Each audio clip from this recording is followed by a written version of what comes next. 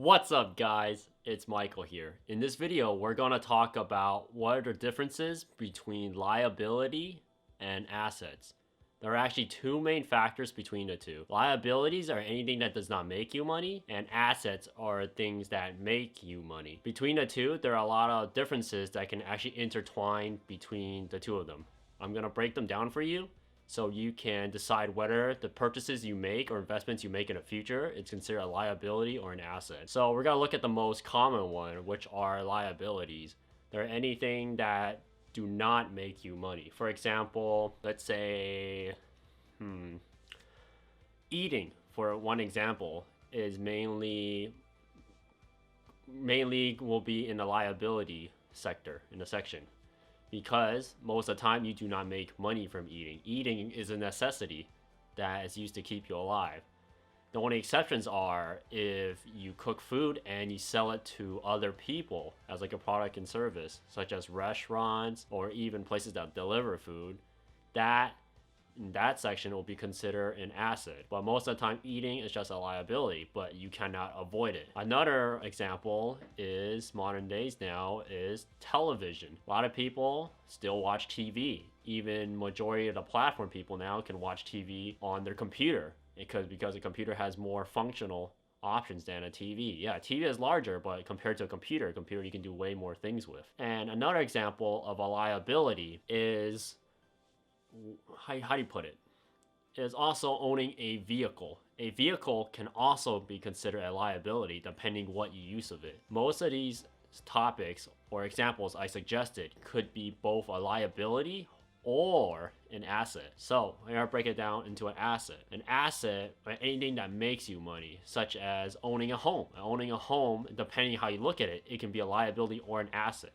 So if you own a home and you live in there by yourself, let's say you live in like a massive 5,000 square foot home, and you have a lot of sections of house you don't use, but you just want to own that space, that is considered a liability because all the unused space, you have to pay for it, such as property tax and all the other fees and taxes. But you can actually turn that home into an asset if you do something called house hacking, where you section off a portion of your house and rent it out to other families and units. Then your house will become an investment where it'll make you money instead of draining your money. Another example is owning a vehicle. As I mentioned before, owning a vehicle, majority of the time, I say like between 95 to 97% of most people own vehicles is just a liability because it's not used to make them money.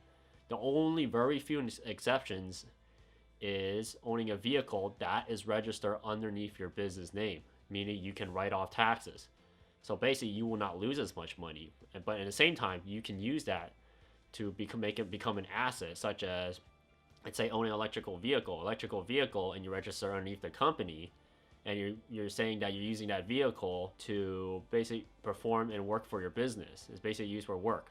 It's not used for your daily necessities, and you can technically write that off and say it's an asset. If you do that, then your vehicle will become an asset, making you money instead of draining your money, because it's getting you point A to B and you can write it off. Another example of an asset could be stocks. A lot of people investment in stocks and hedge funds, etc.